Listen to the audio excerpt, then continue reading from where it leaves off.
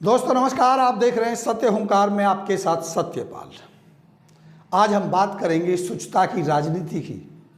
अगर हम बात करें जिम्मेदारी लेकर इस्तीफा देने वालों की, तो बातें अब पुरानी हो गई। आज जब तक अदालतें उसको दोषी ना ठहरा दें, उनको दोषी करार ना दे दें, जेलों की सलाखों के पीछे सजा काटने के लिए उन्हें अरेस्ट ना कर लें, तब तक वो अपने पद से इस्तीफा नहीं दे सकते। स्वच्छता की राजनीति करने वाले किसी जमाने में आरोप मात्र से इस्तीफा दे दिया करते थे। आज तो बहुत सारे आरोपों के बाद भी, एफआईआर के बाद भी, जेल जाने के बाद भी पदों को नहीं छोड़ते। कुछ नाम मैं आपको बताता हूं जो स्वच्छता के आधार पर केवल और केवल आरोपित होने के बाद ही, एफआईआर की तो बात दूर की छोड़ दीजिए, केवल आरोपित होने के बाद ही इस्तीफा दे चुके थे। दोस्तों, अगर मैं बात करूं राजनीति के उन धुरंधरों की जिनके ऊपर केवल आरोप मात्र लगे और उन्होंने बड़े बड़े पदों से इस्तीफा दे दिया, उनमें सबसे पहला नाम आता है टीटी कृष्णामचारी। देश के चौथे वित्त मंत्री टीटी कृष्णामचारी ने साल 1958 में मुद्रा घोटाले के चलते इस्तीफा दे दिया था। कोलकाता के व्यापारी हरिदास मुंद्रा की घाटे में चल रही 6 कंपनियों में एलआईसी ने 1 करोड़ 25 लाख रुपए से अधिक का निवेश किया था। कहा जाता है कि यह निवेश सरकार के दबाव में किया गया था और एलआईसी इन्वेस्टमेंट कंपनी ने इसे पास कर दिया था।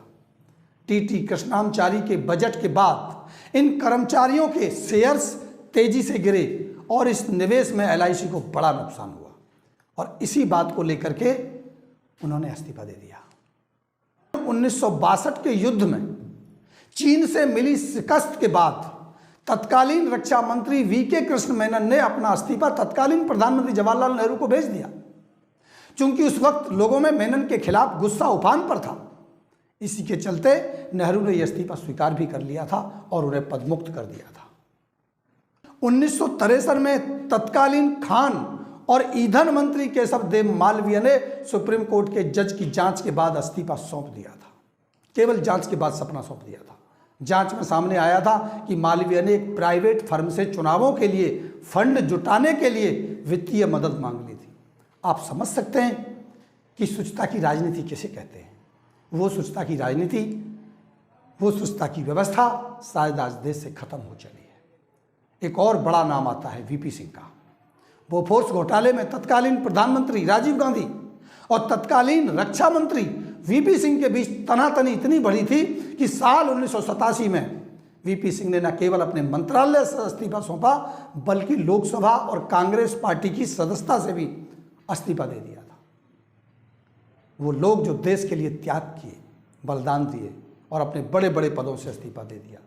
भारतीय जनता पार्टी के बड़े लीडर, जो भारतीय जनता पार्टी के जनक माने जाते हैं, लाल कृष्ण आडवाणी, 90 के दशक में राजनीति के गलियारों में हलचल मचा देने वाले 64 करोड़ रुपए के जैन हवाला कांड में नाम आने पर बीजेपी के वयोवृद्ध नेता लाल कृष्ण आडवाणी ने साल 1996 में संसद की सदस्यता से इस्तीफा दे दिया था। तब हवाला कारोबारी एसके जैन की डायरी की प्रविष्टियों को सीबीआई ने आडवाणी समेत शीर्ष नेताओं के खिलाफ अहम सबूत के तौर पर पेश किया था।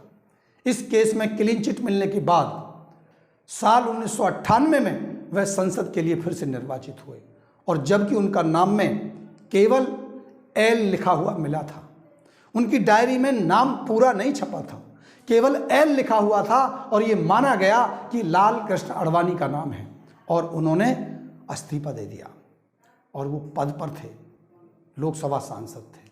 उस स्वच्छता की बात करते हैं। शरद यादव ने भी इस्तीफा दिया था।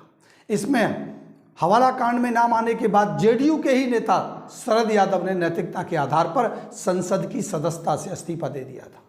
हालांकि बाद में इस मामले में वो भी बाइज्जत बरी हुए, ये अलग बात है, क्योंकि जो निर्दोष होगा वो बरी होगा, जो दोषी होगा उसको सजा होगी। आप पद पर उसे बैठाए रख सकते हैं, वो जांच को प्रभावित करेगा, लेकिन अगर उसने आरोप किया है, गलत काम किया है, तो जितना चाहे मर्जी वो जांच को बाधित कर ले, उसे अंदर जाना ही होगा, बच नहीं पाएगा, लेकिन बचाने की कोशिश ये आपकी नियति को दर्शाती है। माधवराव सिंधिया की बात करें, 1993 में तत्कालीन नागरिक उड्डयन एवं पर्यटन मंत्री माधवराव सिंधिया ने रूसी जहाज TU-154 जैसे पायलटों की स्ट्राइक खत्म करने के लिए भारतीय एयरलाइंस ने हायर किया था, क्रैश होने पर इस्तीफा दे दिया था। इस क्रैश में सभी यात्री सुरक्षित बच गए थे, लेकिन उसके बाद भी उन्होंने जिम्मेदारी ली और इस्तीफा दिया। बात अगर लाल बहादुर शास्त्री जी की जाए, 1956 में महबूब नगर रेलवे हादसे में, जो महबूब नगर में रेलवे का हादसा हुआ, 112 लोगों की मौत हो गई। इसके बाद तत्कालीन रेल मंत्री लाल बहादुर शास्त्री ने पद से इस्तीफा दे दिया था। हालांकि इसे तत्कालीन प्रधानमंत्री जवाहरलाल नेहरू ने स्वीकार नहीं किया, ये अलग बात थी, लेकिन उन्होंने इस्तीफा दिया। इस हादसे के 3 महीने बाद ही अरियालूर रेल दुर्घटना में 114 लोगों की मौत हो गई, जिसके बाद शास्त्री ने फिर से इस्तीफा दे दिया। इस बार नेहरू ने इस्तीफा स्वीकार करते हुए संसद में कहा कि वह इस्तीफा इसलिए स्वीकार कर रहे हैं ताकि ये एक नजीर बने, ताकि ये आने वाली पीढ़ियों के लिए, आने वाली राजनीति के लिए एक मिसाल बने कि जिम्मेदारी कैसे ली जाती है और उसको इस्तीफे को स्वीकार भी कर लिया जाता है। इसलिए नहीं कि हादसे के लिए किसी भी रूप में शास्त्री जिम्मेदार हों। उन्होंने इस बात को माना था कि शास्त्री इस हादसे के लिए जिम्मेदार नहीं है, लेकिन नजीर बनाने के लिए, इतिहास बनाने के लिए, सबक देने के लिए उनके इस्तीफे को मंजूर किया गया। बिहार के मुख्यमंत्री नीतीश कुमार ने भी इस्तीफा दिया जब वो रेल मंत्री थे। बिहार की राजनीति में एक नाटकीय घटनाक्रम हुआ जब मुख्यमंत्री नीतीश कुमार ने अपना इस्तीफा राज्यपाल केसरीनाथ त्रिपाठी को सौंप दिया। भ्रष्टाचार के आरोपों से घिरे आरजेडी प्रमुख लालू लाल यादव के बेटे और बिहार के उप मुख्यमंत्री तेजस्वी यादव से इस्तीफा मांगने के सवाल पर नीतीश ने भी कहा कि उन्होंने तेजस्वी से इस्तीफा नहीं, स्पष्टीकरण मांगा था। उन्होंने कहा कि अगर वो तेजस्वी और लालू स्पष्ट कर दें तो हमें भी एक आधार मिल जाता।